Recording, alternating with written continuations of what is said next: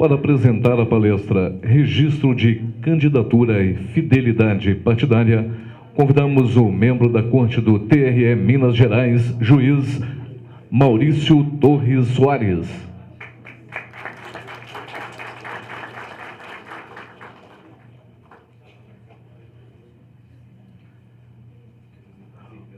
Convidamos também a compor a mesa o senhor prefeito de Dores de Guanhães, João Eber Barreto Loman.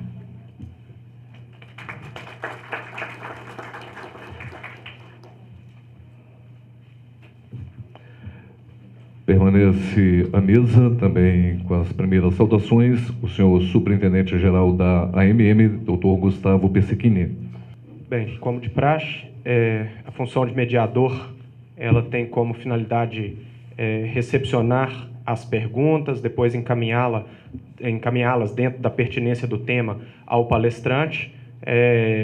Queria somente dar as boas-vindas ao Dr. Maurício, que tem sido parceiro da Associação Mineira de Municípios no desenvolvimento desse tema, aceitou com muito orgulho para a nossa associação fazer parte deste seminário, e nós recebemos cotidianamente na AMM dúvidas, perguntas, demandas, encaminhamentos a respeito de praticamente todos os temas.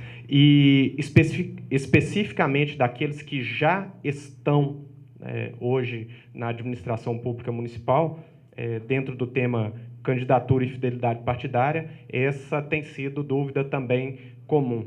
É bom informar a todos, nós da Associação Mineira de Municípios temos divulgado esses dados nos meios de comunicação, aos nossos associados, à sociedade como um todo, que nas próximas eleições a previsão é que teremos em torno de 500 novos prefeitos dos 853 municípios de Minas, cerca de 500 novos prefeitos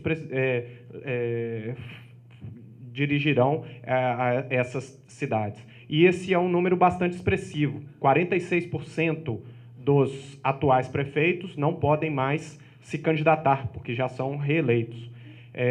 Os chamados novos entrantes, os novos prefeitos, ou estão afastados há no mínimo 4, ou há no mínimo 8, ou nunca foram prefeitos de nenhuma dessas cidades.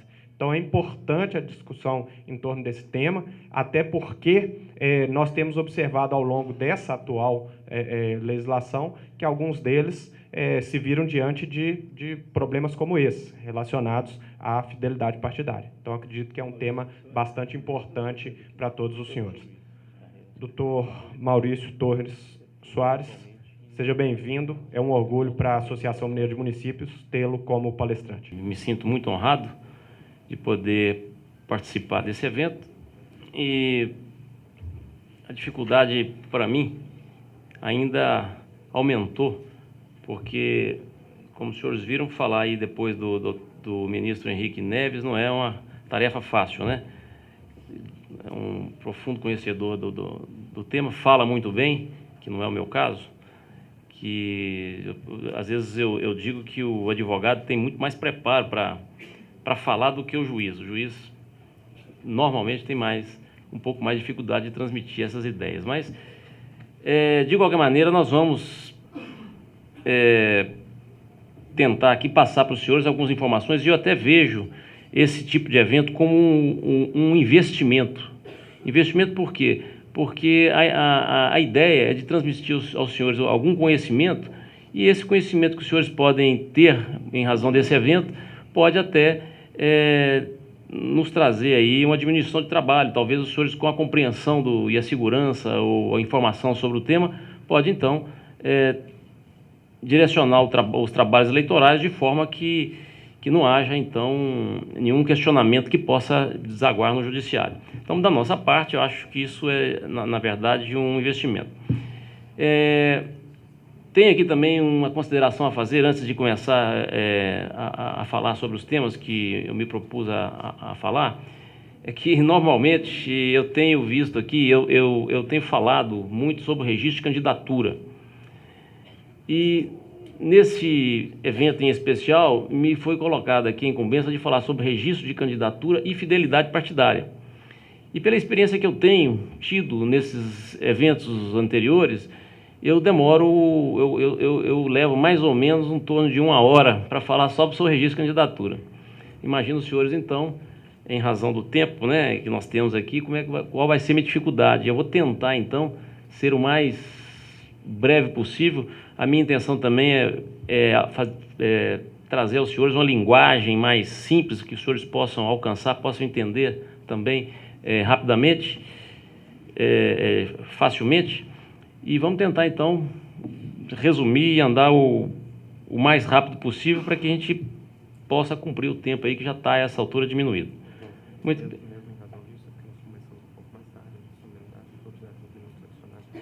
Ah, pois não.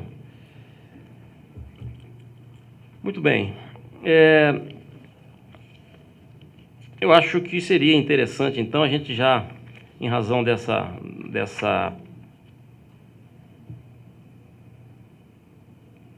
desse prazo que está curto, e já direto em algumas questões que, vamos dizer assim, vamos direto na jugular, né? Vamos tratar de assuntos que certamente eu tenho aqui, eu prevejo que haja mais interesses aqui.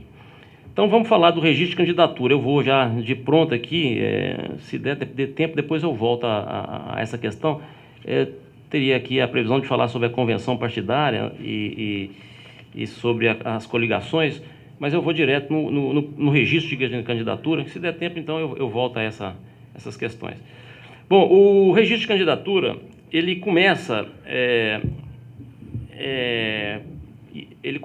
com o pleito do partido ou da coligação e dos candidatos junto à Justiça Eleitoral da seguinte forma: há um pedido raiz, né, um pedido geral que é feito pelo partido ou pela coligação, conforme for o caso.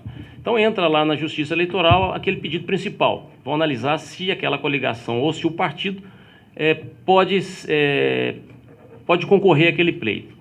E, paralelamente, entram tantos pedidos quantos forem os dos candidatos que foram escolhidos em convenção. Então, tem um processo raiz, que é o processo que a gente vai tratar do pedido de registro da coligação ou do partido, e vem junto os pedidos individuais.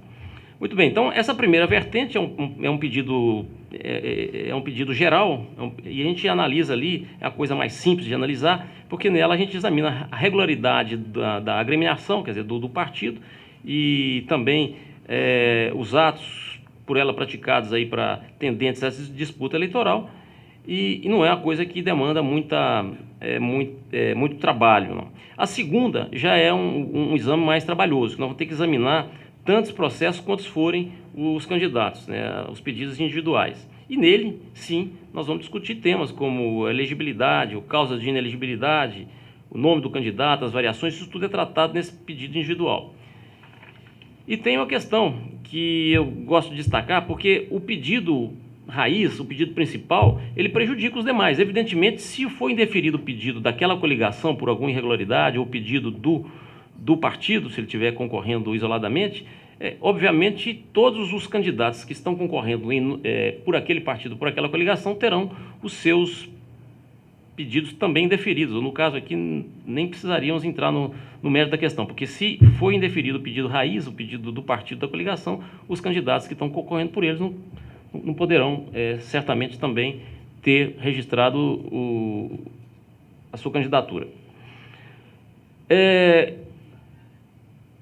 Anotei aqui também que seria interessante destacar, porque esse pedido de registro de candidatura não se exige que ele venha subscrito por advogado. Então, não é necessário nem o pedido do partido da coligação e nem dos candidatos que venha a Justiça Eleitoral, o pedido que venha por advogado. Eu acho recomendo até que se faça por advogado.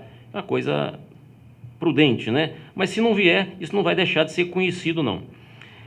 Mas ele deve vir com a documentação legalmente exigida. Nós vamos tratar desse assunto daqui a pouco, dizer um por um dos documentos que deve vir com esse pedido individual, e vamos tratar então das consequências da não apresentação ou de cada um. Daqui a pouco nós veremos isso. Então, além então dessa documentação exigida pela lei, vem também aí, é necessário que venha o número do fax. Certo? A lei permite que a Justiça Eleitoral se comunique com o candidato ou intime o candidato pelo fax e também pelo endereço eletrônico. Só que essa questão de endereço eletrônico, o TSE já entendeu lá que isso depende de regulamentação. Então não há possibilidade de se fazer da gente fazer essas intimações por endereço eletrônico por enquanto. Então, mas o fax é imprescindível, né? As intimações que os senhores vão receber serão através do fax, para complementar documento ou para tomar conhecimento de alguma decisão, de alguma outra coisa relacionada a esse processo, será feito então por fax. No caso de estarem concorrendo pela coligação, deve vir também, então, o nome daquela pessoa que está habilitada a falar em nome da coligação, né? A gente precisa saber na Justiça Eleitoral quem é que pode falar em nome da coligação. Isso tem que vir também com esse pedido. É necessário também que se traga o valor máximo que o partido ou a coligação farão por cargo eletivo em cada eleição que concorrer. Então, é necessário então, que seja informada a Justiça Eleitoral também nesse pedido de registro qual o valor que se vai gastar por eleição. Eu lembro aqui que se o gasto exceder aquilo que foi declarado, estão sujeitos, o infrator está sujeito a pagamento de multa, né, que de 5 a 10 vezes o valor que foi excedido ao valor declarado. Então, isso também é exigido por lei, essa informação de qual o valor que será gasto, então, nas eleições. Vou tratar agora dos documentos que são necessários ao registro. E eu vou tratar aqui do registro individual, basicamente, porque o geral não demanda muito estudo, muita meditação sobre isso, não. Evidentemente, o processo principal tem que vir, o processo do partido ou da coligação tem que vir como eu já disse, com a prova da regularidade, né? A cópia da ata da convenção, a demonstração da legitimidade do representante que está subscrevendo aquele pedido, né? Se for o partido, o presidente do partido, se for a coligação, quem representa a coligação. Mas aí vem o pedido individual, que é uma coisa um pouco mais complicada. Então, o artigo 11, eu fiz a anotação aqui, do parágrafo 1º da Lei 9.504, ele traz lá a relação de quais são os documentos que é necessário para que esse candidato, pedido individual, quais documentos que ele tem que juntar para vir a juiz pedir, então, o seu registro. O primeiro é a cópia da ata da convenção, porque a gente precisa saber lá se aquele cidadão foi, de fato, escolhido em convenção partidária. Isso é a coisa que não demanda também muita complicação. A segunda é uma autorização escrita do candidato. Então, além dele ter sido escolhido em convenção e estar sendo esse pedido individual subscrito aí pelo representante do partido ou pelo representante da coligação, é necessário, é imprescindível que aquele candidato venha e diga que ele está de acordo com aquela candidatura, para não ocorrer aquela situação de que, às vezes, ele, apesar de escolhido em convenção, ele não quer se candidatar e venha, por algum motivo, o pedido de registro dele. Então, ele tem que fazer essa declaração pessoal de que está de acordo, que quer ser candidato. Quer dizer, a declaração de vontade dele no sentido de que ele quer ser candidato.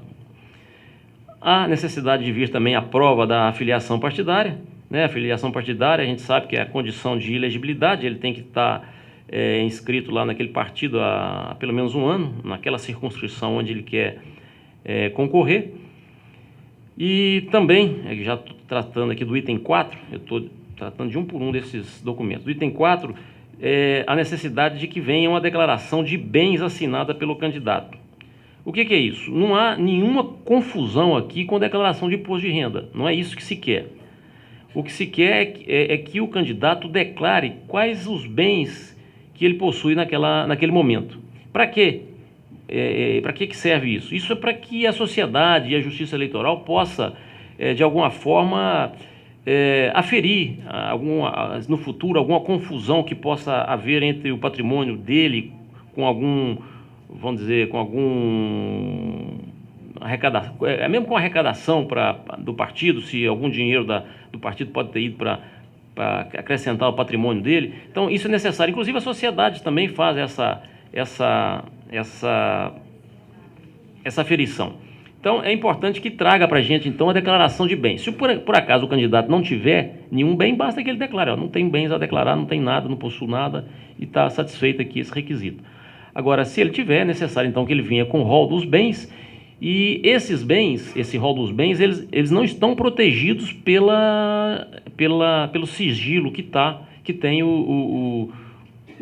a declaração de imposto de renda. Isso é outra coisa. Aqui, ao contrário, o que se traz aqui, quando se traz aqui informação sobre os bens, o que quer é exatamente dar publicidade. Então, todos os documentos que o candidato apresenta à Justiça Eleitoral para concorrer, eles são públicos e a quem quiser consultar é possível, né? Inclusive nas eleições passadas, nós tratamos aqui das eleições estaduais, então me parece até que nós colocamos no próprio site do TRE esses documentos, inclusive a declaração de bens. Então, se alguém quisesse consultar quais são os bens de algum candidato, bastava ir lá no site que estaria lá. Então, quero lembrar ressaltar aqui que não confunde com declaração de imposto de renda e que essa declaração de bens, ela não está, então, abrangida, ela não está protegida pelo sigilo fiscal. Muito bem, o quinto documento é cópia de título eleitoral ou certidão do cartão eleitoral de que o candidato é eleitor naquela circunscrição ou que requereu sua inscrição e transferência no domicílio do ano anterior. Isso é uma exigência legal, está previsto em lei, mas nós temos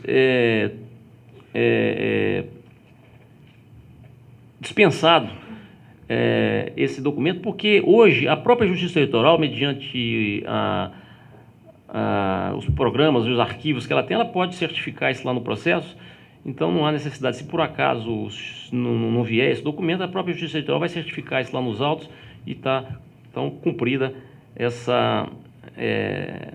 cumprido esse item, né? Esse documento então vai ser considerado aprovado. E evidentemente isso tem como finalidade comprovar que ele tem domicílio eleitoral naquela zona, que ele é cidadão, afinal de contas, então ele pode concorrer.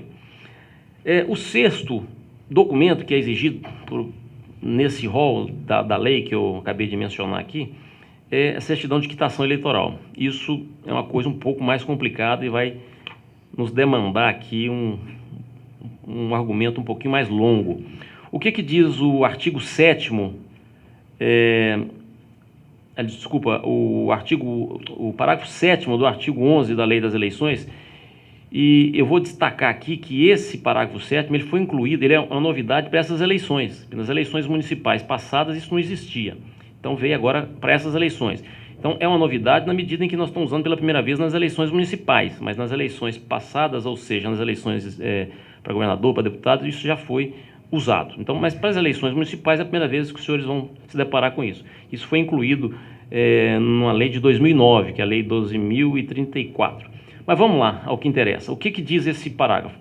Está dizendo o seguinte, que a certidão de quitação eleitoral abrangerá exclusivamente a plenitude do gozo dos direitos políticos, o regular exercício do voto, o atendimento a convocações da Justiça Eleitoral para auxiliar aos trabalhos relativos ao pleito, a inexistência de multas aplicadas em caráter definitivo pela Justiça Eleitoral e não perdoadas, e a apresentação de contas de campanha eleitoral. Então, é isso que diz a lei. Então, esse parágrafo veio para quê? Para explicar o que é uma certidão de quitação eleitoral. Então, é isso que o parágrafo diz. Muito bem. Então, vamos destrinchar dentro desse subitem, dentro desse documento de certidão de eleitoral, nós vamos destrinchar um por um desses itens que estão aqui como pressuposto dessa certidão de quitação eleitoral. Uns mais fáceis e outros mais difíceis. Vamos lá. Então, o primeiro, lendo aqui então o parágrafo 7, o primeiro que diz aqui é a certidão de quitação eleitoral, né, que abrangerá exclusivamente a plenitude do gozo dos direitos políticos. Então, isso na verdade é o quê? É o regular exercício de voto. É dizer que o candidato está quite com aquela obrigação que todos nós temos, que é de votar, né? Se ele compareceu lá e votou, se ele não compareceu e pagou a multa ou justificou, isso então está resolvido, né? E não tem muita complicação nisso não, né? Então ele tem que provar que está quite com a Justiça Eleitoral, tá? Isso, aliás, não só os candidatos, todos nós temos, às vezes vamos tirar passaporte aí, tem uma pendência dessa, a gente não consegue, né? Ou um documento outro qualquer aí, carteira de trabalho, às vezes a gente não consegue também. Mas então esse é o primeiro item que é fácil de entender e de atender. O segundo é que ele tenha também atendido as convocações da Justiça Eleitoral para auxiliar nos trabalhos relativos ao pleito. Então, aquela convocação de mesário, de trabalhar, afinal de contas, por alguma outra atividade nas eleições, né? Então, quando ele recebe aquela convocação, ele tem a obrigação de ir, é uma obrigação legal, todos nós temos essa obrigação, e se ele, candidato, tiver ido, está quite também. Se não tiver, ele tem que resolver esse problema com a Justiça Eleitoral, pagar a multa, ou superar esse impedimento, afinal de contas, né? Então, ele poderia ter sido convidado para membro de junta eleitoral ou para mesário, servidores em geral, e no caso do descumprimento, isso é julgado pelo juiz. O juiz impõe uma penalidade. Então, se ele tiver descumprido isso e recebido essa penalidade, então que ele vá lá e quite essa penalidade e para que se habilite aqui. Bom, o outro item que está dentro desse parágrafo, que eu já li, é a inexistência de multas aplicadas em caráter definitivo pela Justiça Eleitoral e não perdoadas. É isso que diz aqui o texto. Aqui o legislador, ele deixou bem claro aqui que multa que é a multa julgada definitivamente. Então, se tiver ainda em processo, isso não vai ter efeito aqui para impedir que ele obtenha essa quitação eleitoral. Eu até gostaria de registrar que, certamente, pelo que eu sei, tem advogado aí na plateia, porque a regra do Código Eleitoral é que os recursos aviados contra as decisões eleitorais não têm efeito suspensivo, tá certo? Mas aqui, nesse caso, o legislador abriu fez essa diferenciação. Então, nesse caso aqui, no caso da multa, ela precisa, então, para que impeça a emissão da quitação, que ela tenha sido julgada definitivamente. Então, tem que haver o trânsito em julgado. Se não tiver, não tem problema nenhum, o candidato vai obter a quitação. Tem o caso também do parcelamento. Às vezes tem o candidato aí que recebeu a multa e está parcelando a multa. Desde que ele esteja em dia com o parcelamento, não tem problema. Ele vai obter também essa certidão de quitação eleitoral, tá certo? O que não pode é ele ter pedido parcelamento, feito alguns pagamentos, e na data em que for pedir essa certidão, ele estiver devendo lá alguma parcela, aí ele não vai conseguir essa certidão. Exatamente, eu até anotei isso aqui, e está bem lembrado aqui. Eu até constei aqui também que isso é semelhante àquela certidão da Fazenda Pública, né? A certidão positiva com efeito negativo, né? Ou seja, a pessoa está devendo, não nega, né? Mas está pagando lá de parcelado, então ele obtém aquela certidão para fazer alguma concorrência aí, para entrar em alguma concorrência. Muito bem.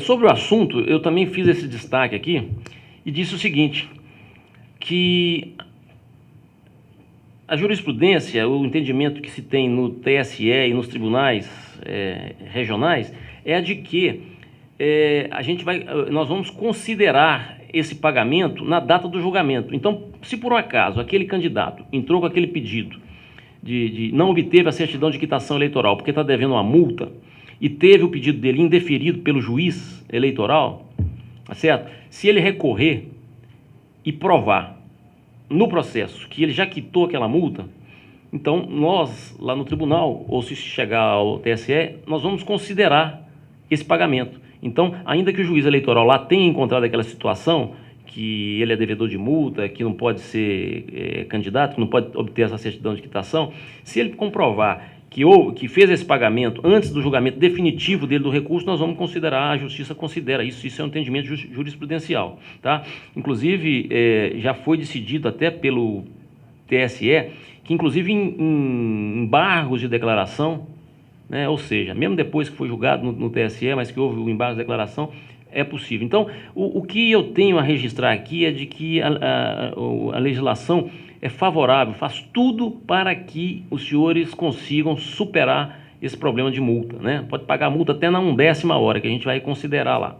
Então, não haverá desculpa para aquele candidato que chegar ao final, não pagar a multa e não for tido como deferido o pedido dele em razão disso, né?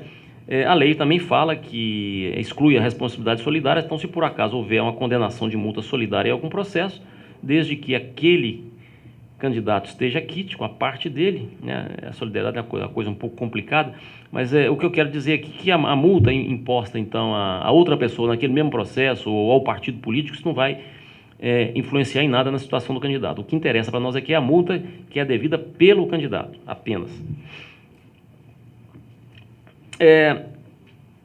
Aqui também tem uma inovação que eu vou falar rapidamente, que já não tem nem mais interesse, é porque a Justiça Eleitoral está agora obrigada, também isso é uma novidade, a comunicar ao partido quem são, apresentar ao partido quais são os afiliados lá que estão devendo multa.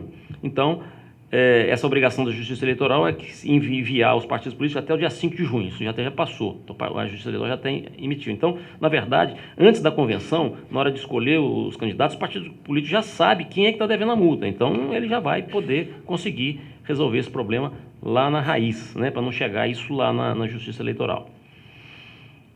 Muito bem. Isso tudo é uma medida preventiva, né, essa informação que visa exatamente evitar males aí, que as pessoas sejam pegas de surpresa, né? Vamos lá, então.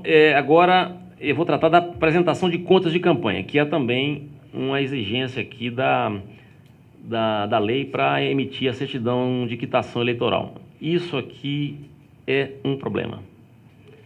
É um problema porque é uma questão muito tormentosa. Eu vou tentar explicar rapidamente aos senhores o que está acontecendo nos tribunais a respeito disso. Muito bem, quando veio a lei exigindo que...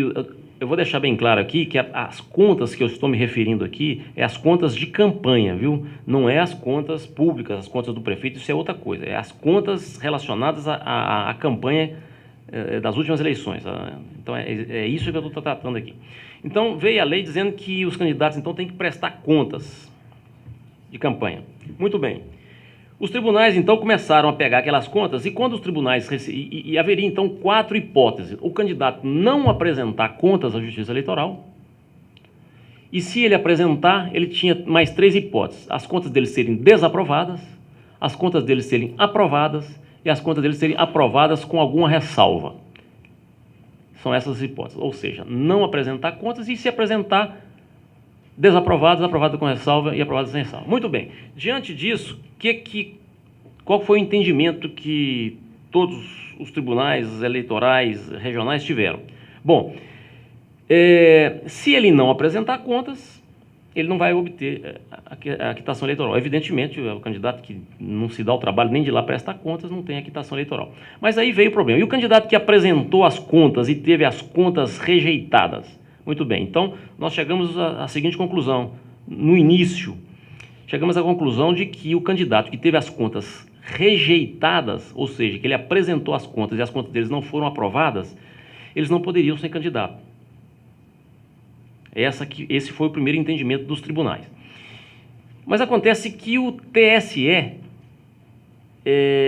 veio com um entendimento diferente. O que o TSE disse? Não, o que a lei exige é que o candidato apresente as contas.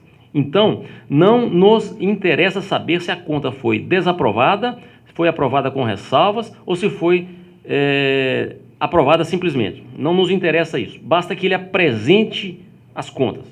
Muito bem, então, os senhores estão vendo que a orientação mudou, né? A orientação mudou. E o que a gente os tribunais vinham fazendo antes? Bom, antes dessa alteração, os tribunais vinham fazendo o seguinte: olha, se o candidato, então, teve as contas desaprovadas, nós julgávamos desaprovadas aquelas contas e mandava anotar nos registros da Justiça Eleitoral que aquele candidato teve as contas reprovadas e, por isso, ele não vai obter a quitação eleitoral. Era isso que a gente vinha decidindo. Aí veio a orientação do Tribunal Nova, dizendo que não interessa o resultado do julgamento, basta que ele apresente as contas. Então, o que a gente fazia? O que nós passamos a fazer, os tribunais? Os tribunais passaram, então, a rejeitar as contas e escrever lá no acordo: olha, eu vou deixar de mandar registrar isso aqui nas anotações da Justiça Eleitoral, porque isso não tem mais nenhuma importância segundo a orientação do TSE. Isso é irrelevante. Tá certo? Muito bem. Assim é que estava sendo decidido. Acontece que agora o TSE voltou a alterar o entendimento.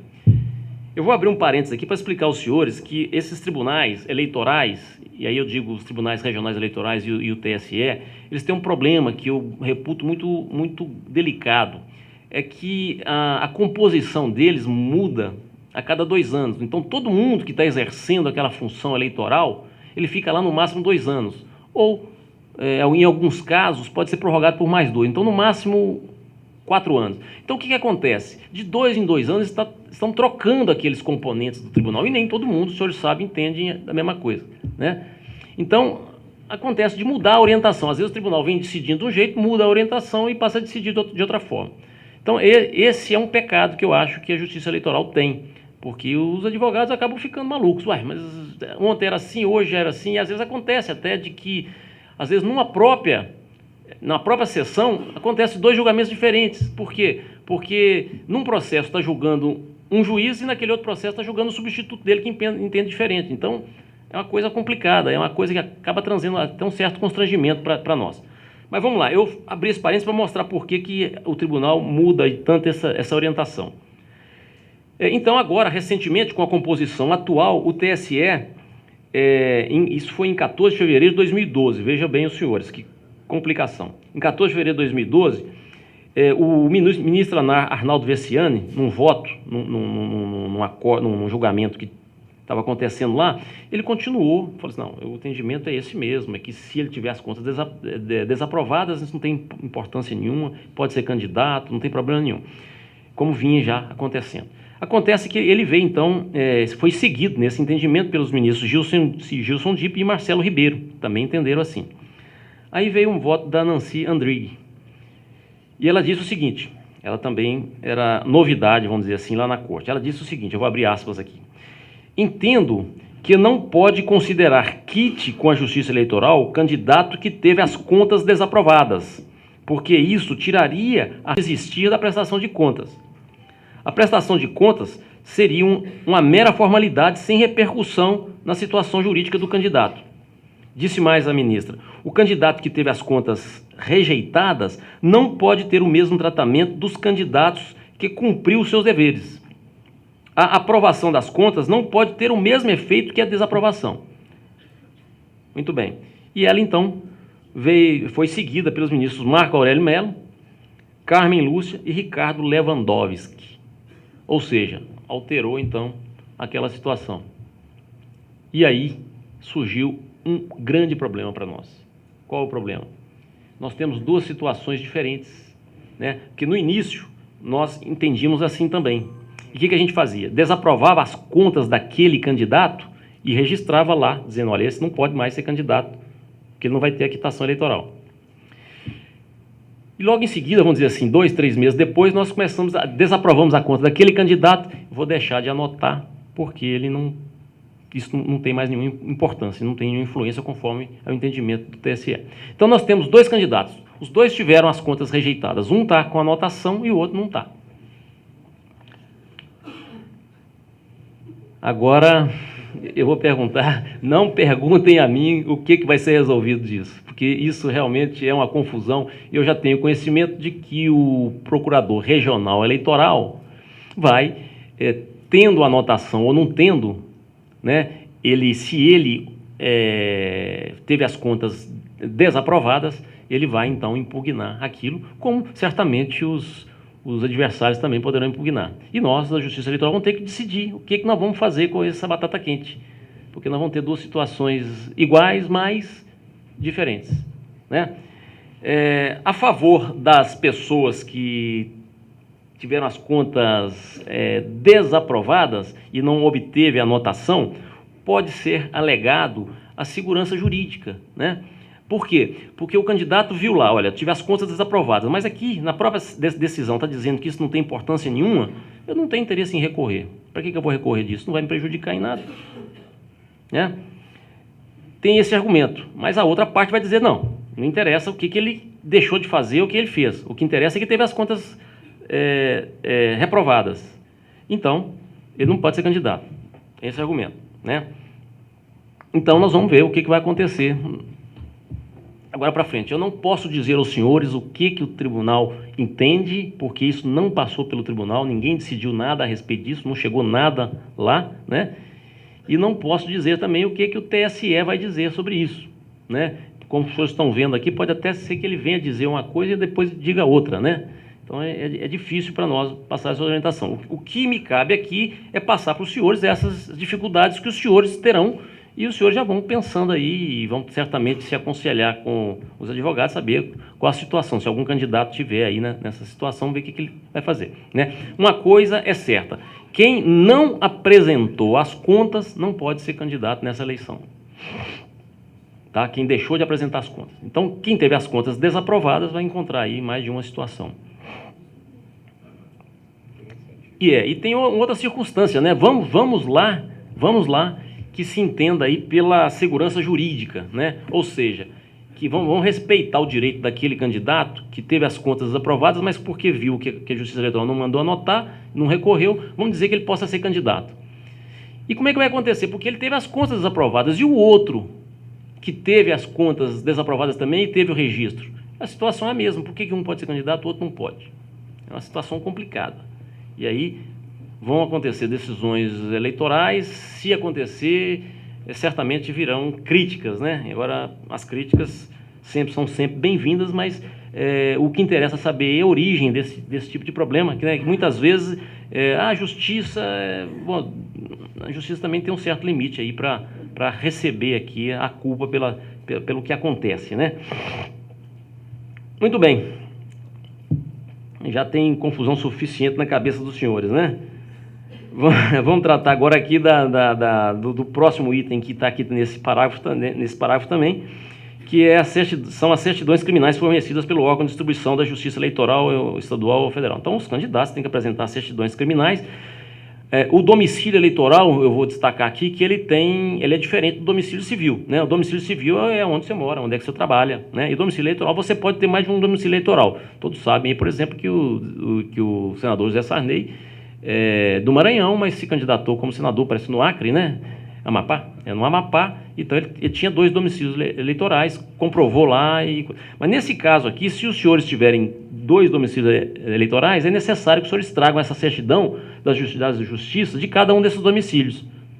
Tá certo? Não basta, então, que seja de um único domicílio. Se os senhores tiverem 2 domicílios eleitorais, é necessário, então, que se... Acontece, às vezes, né, do prefeito deixar de ser prefeito nessa cidade e concorrer na cidade vizinha ou já está...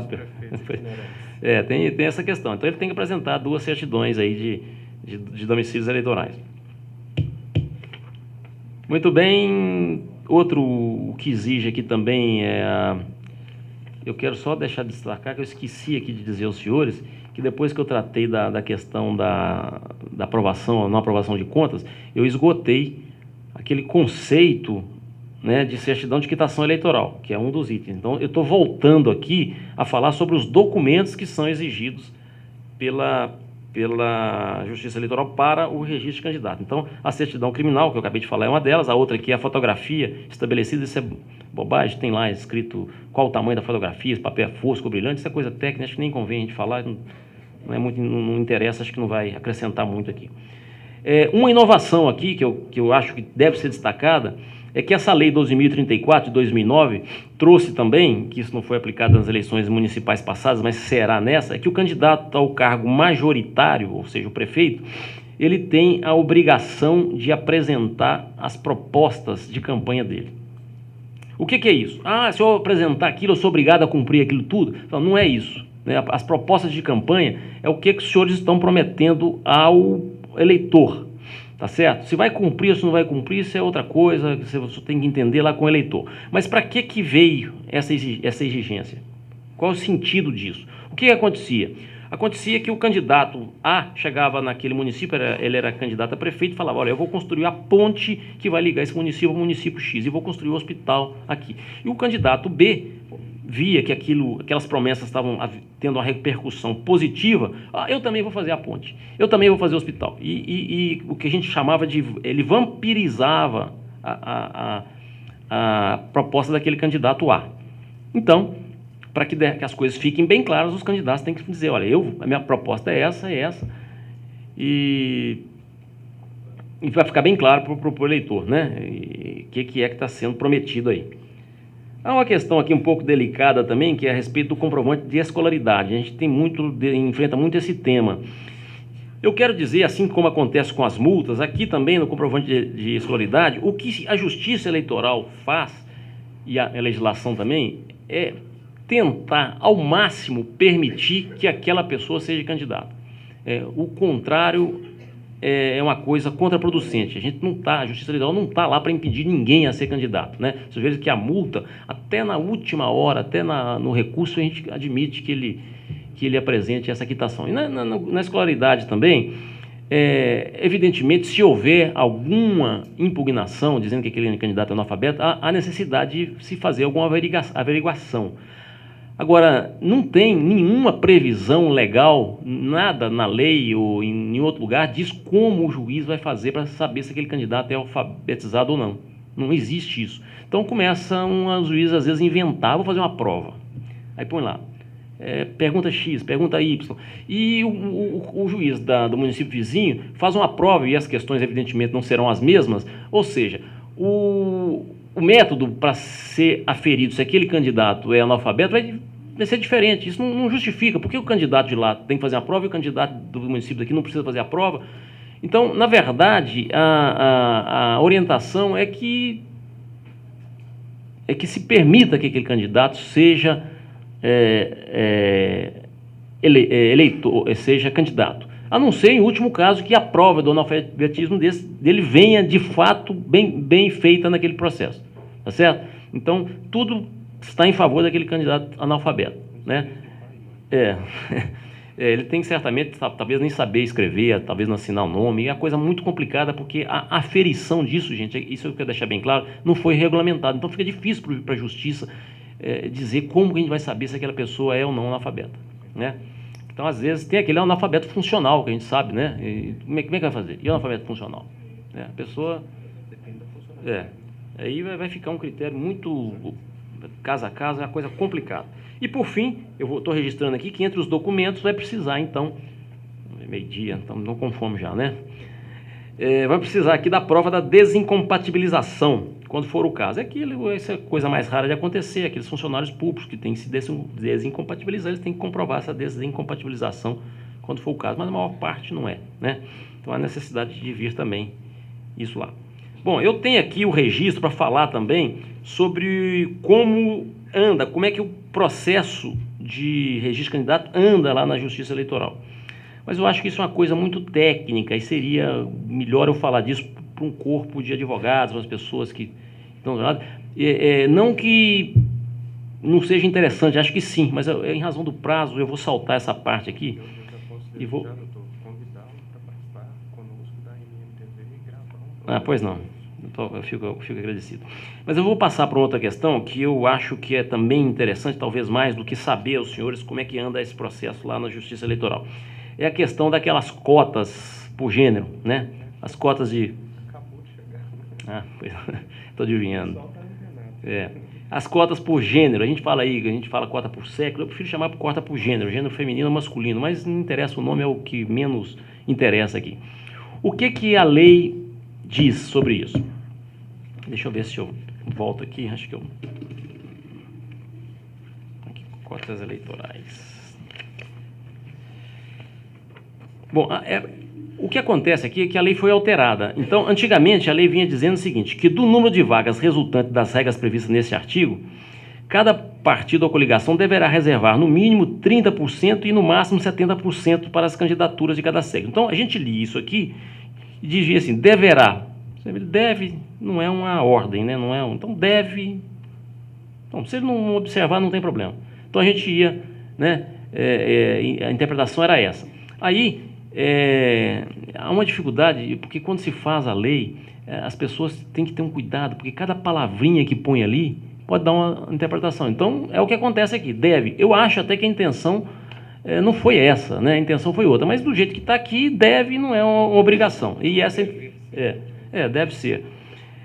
Então, não é essa interpretação que vinha sendo dada. Mas aí, deram um clique, não, vamos alterar essa redação que de fato está dando margem à dúvida. E veio, então, a nova redação. Qual foi a nova redação? Qual foi a nova redação?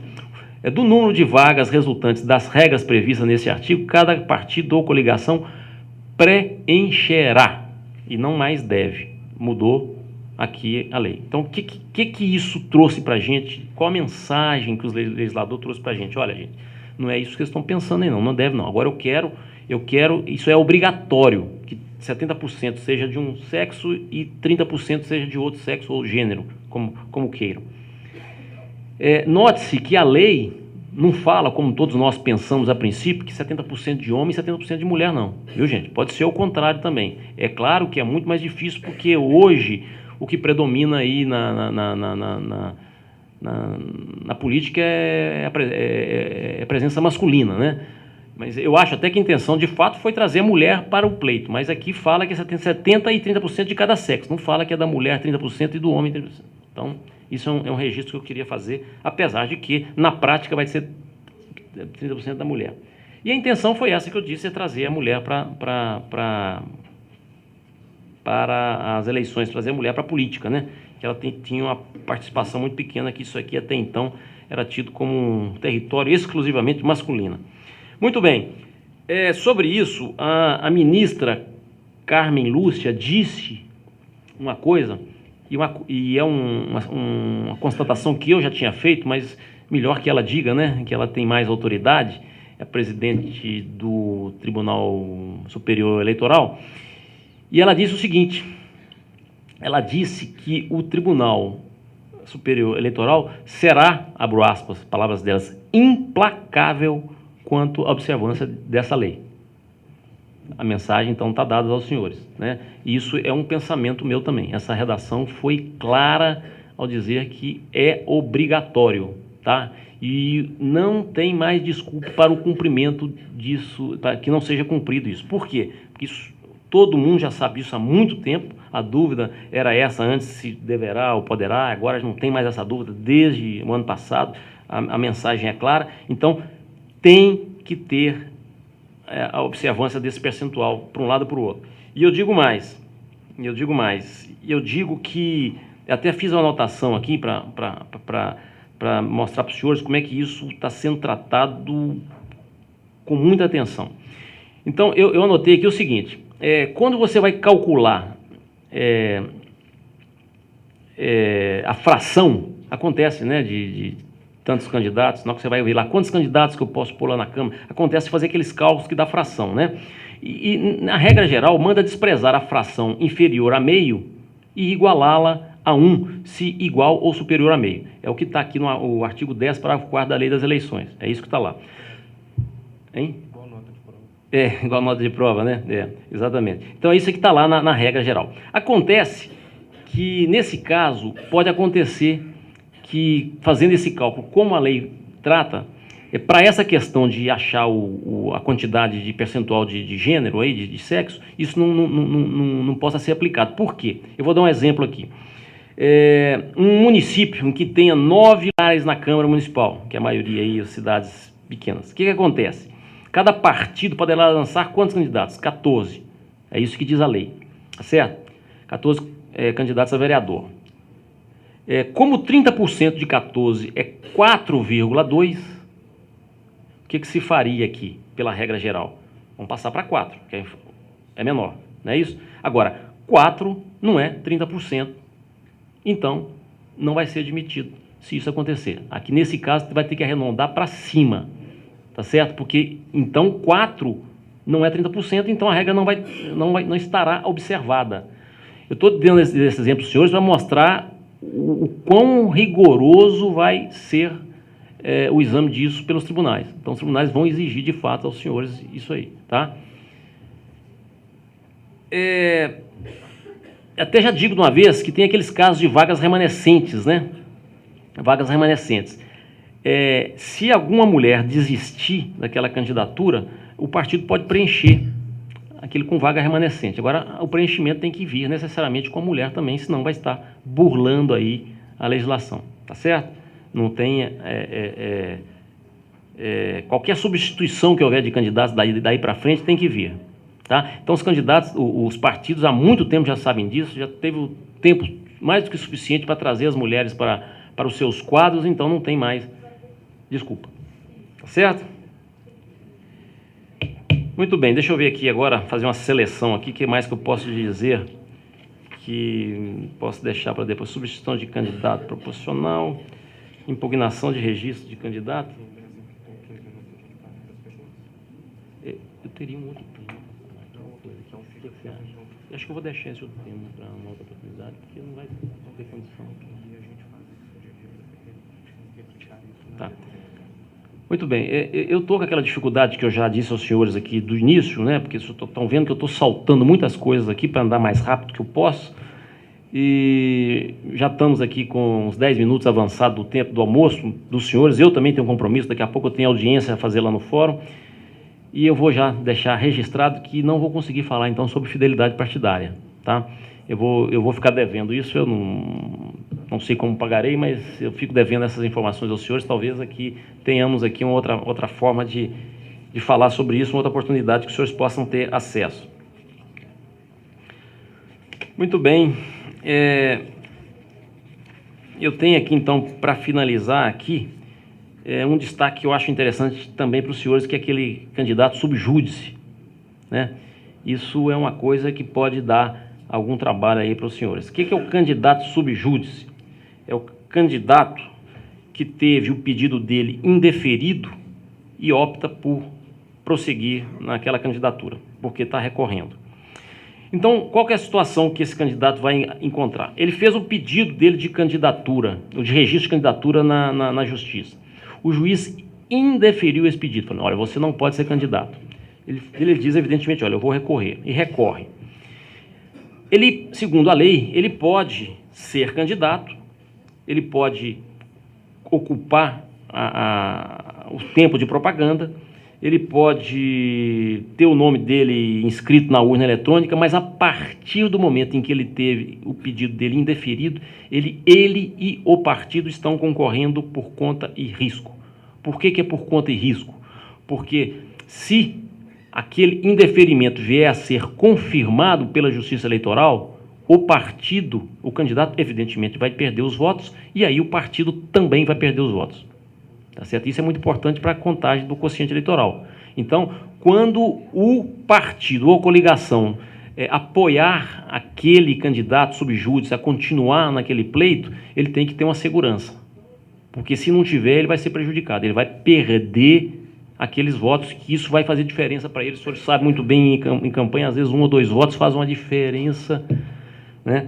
Então, o partido e a coligação têm que analisar muito bem essa questão, se pode ou não, né? Então, a consequência é essa, ele teve indeferido, a lei permite a ele tocar para frente, não tem problema. Mas, se continuar o indeferimento, ele perde aqueles votos. Agora, tem uma situação que é a contrária. Qual que é? O juiz entende que ele pode ser candidato. E há um recurso de alguém, do adversário, do promotor de justiça, e em grau de recurso o tribunal fala assim, não, realmente ele não pode ser candidato. A situação é diferente, perceberam, né? Então, o que acontece nessa segunda situação? Nessa segunda situação, o candidato, evidentemente, foi indeferido, ele não vai ter direito àqueles votos, claro, mas o partido fica com esses votos. Então, a situação é diferente, tá certo?